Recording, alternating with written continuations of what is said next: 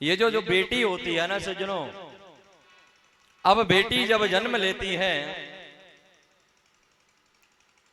बेटी का जैसे हमारे घर में जन्म होता है, कुछ माता पिता ऐसे होते हैं सज्जनों कि बेटी का घर में जब जन्म हो जाए ना तो माता पिता प्रसन्न नहीं होते हैं। वो माता पिता उस बेटी के जन्म लेते ही महाराज रुष्ट हो जाते हैं। नहीं नहीं, बेटा होना चाहिए था, बेटी ने जन्म क्यों ले लिया। और कुछ तो माता पिता ऐसे हैं, मैं आपको क्या बताऊं, महाराज भ्रूण हत्या करवा देते हैं। अस्पतालों में जाकर के सोनोग्राफी कराई, अगर बेटा होगा तो रख लेंगे और बेटी होगी तो मरवा देंगे। राम राम, ये भ्रूण हत्या, ये पाप हम लोग यहां पर करते हैं। क्या बेटियां इंसान नहीं होती? क्या बेटियों के अंदर परमात्मा निवास नहीं करते? क्या बेटियों के अंदर इंसानियत नहीं होती? फिर हम लोग ऐसा कर्म क्यों करते हैं? हम लोग बेटियों की हत्या क्यों करते हैं? बेटियों को अपने जीवन में बोझ क्यों मानते हैं? और अगर मैं सच में कहूं महाराज, हम लोग पुत्र के जन्म पर तो मिठाइयां बांटते हैं, ये ठीक बात है, लेकिन पुत्री के जन्म लेते ही हम मिठाई क्यों नहीं बांटते? अगर कोई भी हमारे कुल की वृद्धि करने वाला है तो वो बेटी ही होती है महाराज। बेटी के जन्म होने पर ही और हमारे कुल में वृद्धि होती है। ये जो बेटा होते हैं ना महाराज, बेटा तो एक कुल को पवित्र करता है, लेकिन जो बेटियां होती हैं महाराज दो दो कुलों को और पवित्र कर देती है। हमारी भारतीय संस्कृति में बेटी का जो स्थान है वो स्थान बड़ा ऊंचा है।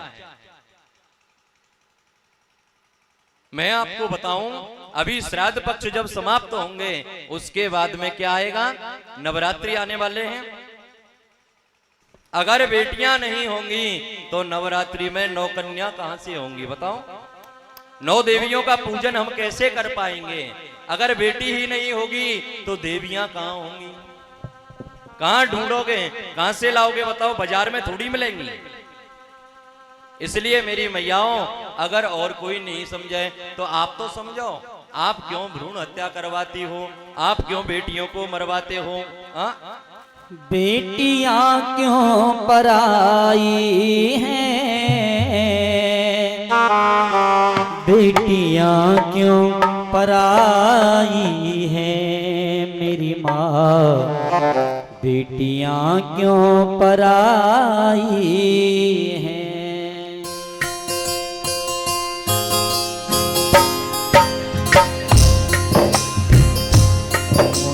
माँ से मिला ये शिला, बेटियां क्यों पराई हैं, बेटियां क्यों पराई हैं मेरी माँ, बेटियां क्यों पराई हैं मेरी माँ, बेटियां क्यों पराई हैं।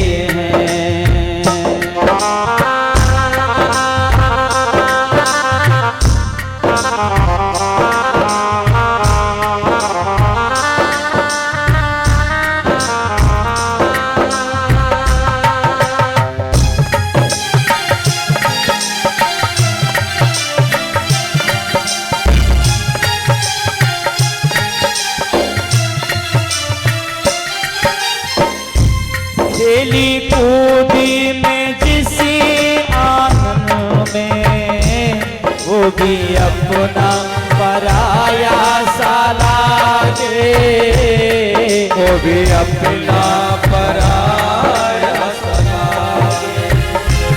ऐसा दस्तूर क्यों है माता, जुर्म किसका चला इसके आगे, जुर्म किसका चला इसके आगे।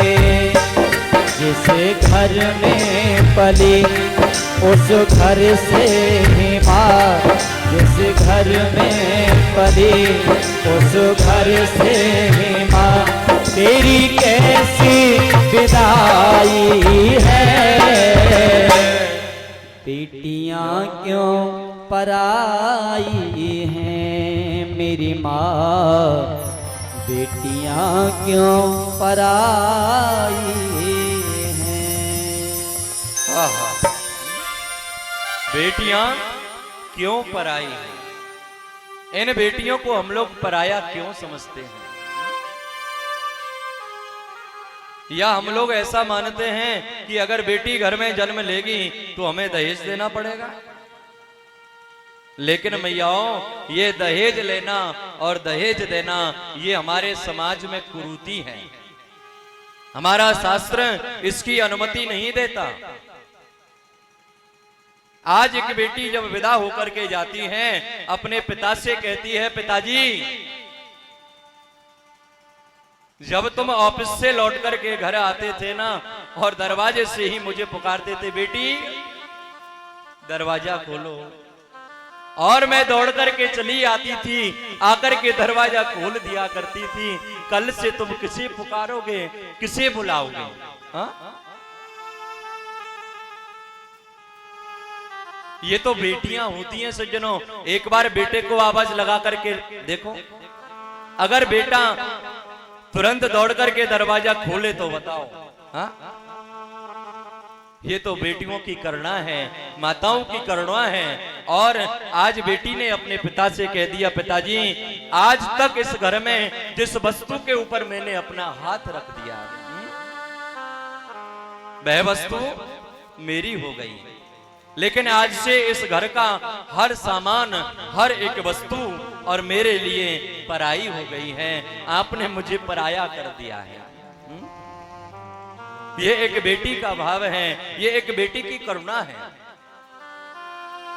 इसलिए बंधुओं, जीवन में ये प्रयास करो कि अगर बेटी नहीं होगी तो देश नहीं होगा।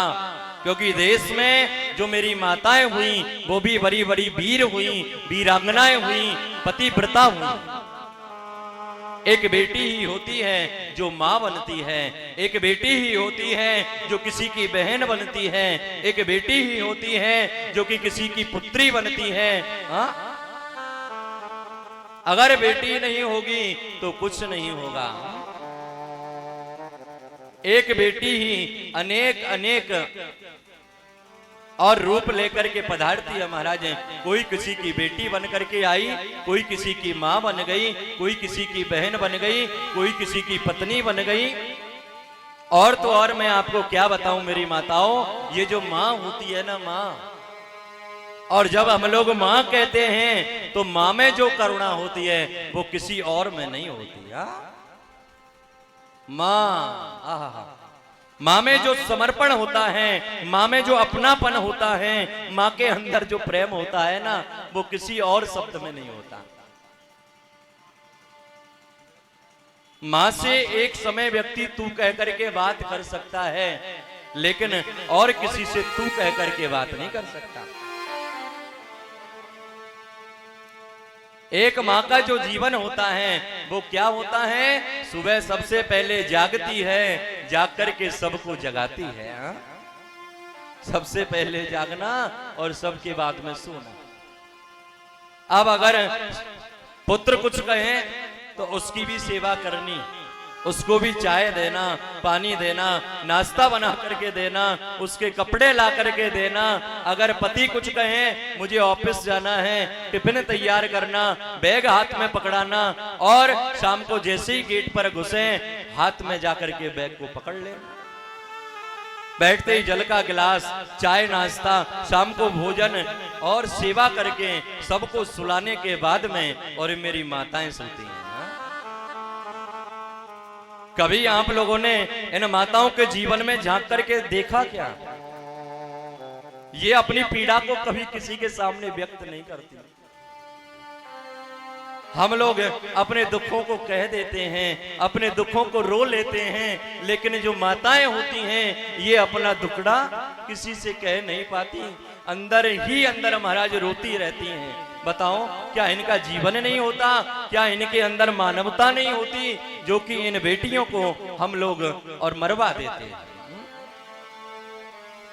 बेटी बचेगी तो देश बचेगा। ये संकल्प ले लो अपने जीवन में। इसलिए ये संकल्प लेकर के यहां से जाना मेरी माताओं, बेटी का जीवन सुरक्षित करो। बेटी है तो देश है, बेटी है तो संस्कृति है, बेटी है तो माँ है, बेटी है तो बहन है, बेटी है तो पत्नी है, और बेटी नहीं है तो कुछ नहीं।